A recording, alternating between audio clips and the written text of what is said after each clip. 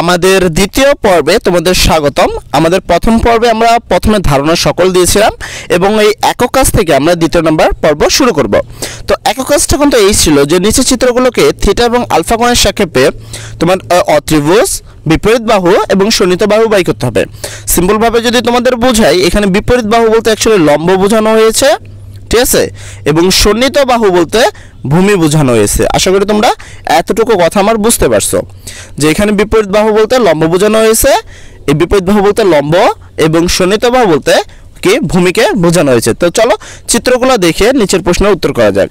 তো এখানে তোমরা মোটামুটি তিনটা চিত্র লক্ষ্য করতে পারছো, যেখানে ক লেখে একটা চিত্র অঙ্কন করা আছে, খ লেখে চিত্রটাকে একটু অন্যভাবে অঙ্কন করা আছে এবং গ লেখে আর একটা চিত্র অঙ্কন করা আছে।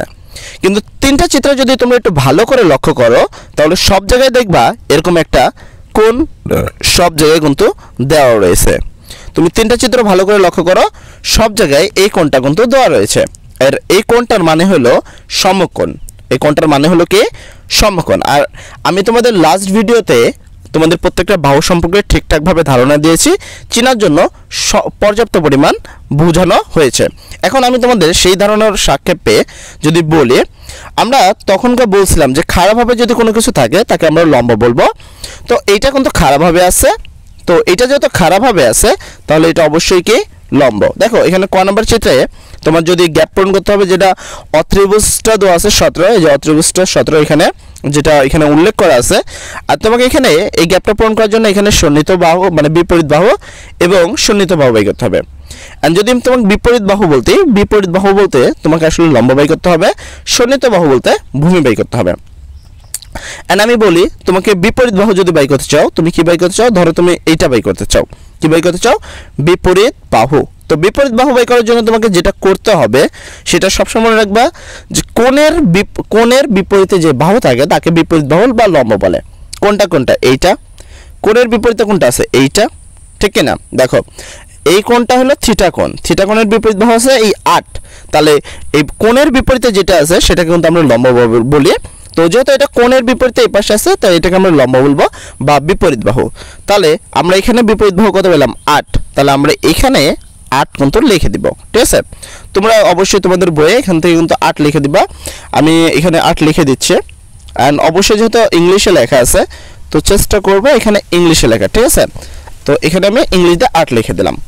দেন তারপরটা যদি আমি টপিক খেয়াল করি, তো সন্নিহিত বাহু দেখো এখানে অত্রিভুজ 17 লিখে দিয়েছি 17, অ্যান্ড যেহেতু কোণের বিপরীতে এইটা ছিল তাই এটা লম্ব, তো লিখে দিলাম লম্বের জায়গায়।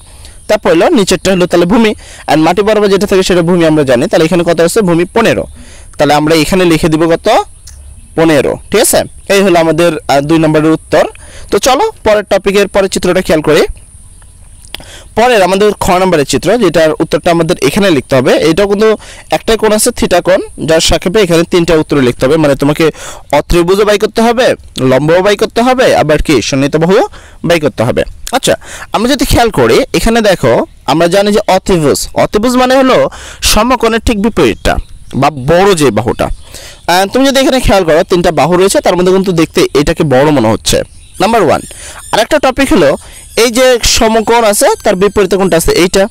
এন্ড আমরা জানি যে সমকোণের বিপরীত বাহু সবসময় কি হয়, সমকোণের বিপরীত বাহু কিন্তু অত্রিভুজ হয়। তো অত্রিভুজ কত, এই সমকোণের বিপরীতে কি ছিল পি, তার মানে অত্রিভুজ হলো পি। তাহলে আমরা এখানে লিখতে পারি যে এটার উত্তর হবে পি, ঠিক আছে? তো এটার উত্তরটা পি লিখে দিবা। এন্ড তারপরে আমরা যদি খেয়াল করি বিপরীত বাহু হলো কোণের বিপরীতে, মানে থিটা কোণের বিপরীতটাই। তো কোনটা এইটা কোণের বিপরীতে কি আছে যদি খেয়াল করো, দেখো কোণের বিপরীতে কিন্তু এইজন আছে যার নাম কি আর, তাহলে কোণের বিপরীতে আসছিল আর, তার মানে হলো আমাদের লম্ব হলো আর, ঠিক আছে? কোণের বিপরীতে যেটা থাকবে সেটা কিন্তু লম্ব, তার মানে বিপরীত বাহু লম্ব হলো আর, তার মানে আমরা এর পরবর্তী এই গ্যাপটাতে কিন্তু আর লিখে দিব। আর তারপরে টপিক হলো সন্নিহিত বাহু। আমরা সন্নিহিত বাহুতে কি লিখবো, এন্ড সন্নিহিত বাহু যদি খেয়াল করি দেখো আমরা কিন্তু এটা লিখছি লম্ব, অত্রিভুজ, এটাকে লিখছে লম্ব, তার মানে সন্নিহিত বাহু কোনটা আছে লাস্ট অবশিষ্ট আছে পি কিউ, তার মানে এই গ্যাপটাতে হবে হলো কিউ। বুঝা গেছে? আশা করি সবাই বুঝতে পারছো। এন্ড তারপরে এটা হলো তোমার 2 নম্বর চিত্র। এন্ড 3 নম্বর চিত্র যদি আসে তোমাদের 3 নম্বর চিত্র করতে হবে এই চিত্র অনুসারে। এন্ড এই চিত্রটা তোমরা একটু খেয়াল করো, দেখো এখানে কি লেখা আছে।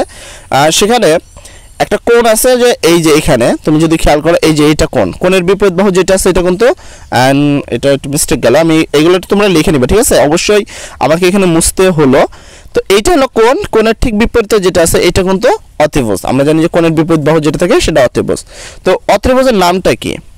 এ এফ অথবা এফ এ, যেভাবে লেখো। দেখো এটা কিন্তু এখানে আলফা কোণের সাপেক্ষে যাচ্ছে, একটা হলো আলফা কোণ, একটা হলো আর নিচেরটা হলো থিটা কোণ। তো ফার্স্ট যেটা গ নাম্বারের প্রথম টপিক হলো এইটা, যেখানে আমি তুমি যদি এখানে ভালো করে দেখাই এই যে এইটা হলো গ নাম্বারের প্রথম। তো গ নাম্বারের প্রথমে তোমাকে যেটা করতে হবে সেটা হলো গয়ের থিটা কোণের সাপেক্ষে কাজ করতে হবে, গতে থিটা কোণের সাপেক্ষে, ঠিক আছে? সূক্ষ্মকোণটা থিটা, নিচেরটা পরের করবো আমরা। তো গয়ে থিটা কোণের সাপেক্ষে করবো। চলো গয়ের থিটা কোণ কোথায়? এই দেখো এখানে কিন্তু থিটা কোণ। আর আমরা সবাই জানি যে কোণের বিপরীতে যেটা থাকে সেটাকে বলা হয় লম্ব। তাহলে কোণ কোনটা? থিটা হলো এটা, থিটার বিপরীত বাহু কোনটা? এটা। তাহলে লম্ব কোনটা? লম্ব কিন্তু এই যে বাহুটা, এই বাহুটার নাম দেখো এখানে কিছুই নাই, সেক্ষেত্রে আমরা নামে এই ই আর এই জি কে কিন্তু একবারে লিখতে পারি। তার মানে আমরা প্রথমে পেলাম কি? প্রথমে পেলাম এইটা, এর বিপরীত বাহু এইটা, যেটা হলো ই এফ, যেটা ছিল অতিভুজ। তাহলে আমি যদি অতিভুজটা এখানে লিখে দিই, অতিভুজ হলো ই এফ, ঠিক আছে? E F. অ্যান্ড তারপরে যদি খেয়াল করো, তারপর হলো তোমার থিটা কোণের কথা উল্লেখ করছিল, তাহলে থিটা কোণের বিপরীতে কি আছে? এটা। তাহলে থিটা কোণের যেটা বিপরীতে থাকবে সেটাই কি? লম্ব। তার মানে লম্বের নাম হচ্ছে ই জি। তাহলে আমরা এখানে লিখে দিব কি? এর পরবর্তী আমরা লম্ব লিখতে পারি ই, ঠিক আছে? ই আর হলো জি, ঠিক আছে? তাহলে এই যে আমরা লিখে দিলাম, এই হলো বিপরীত বাহু বরাবর।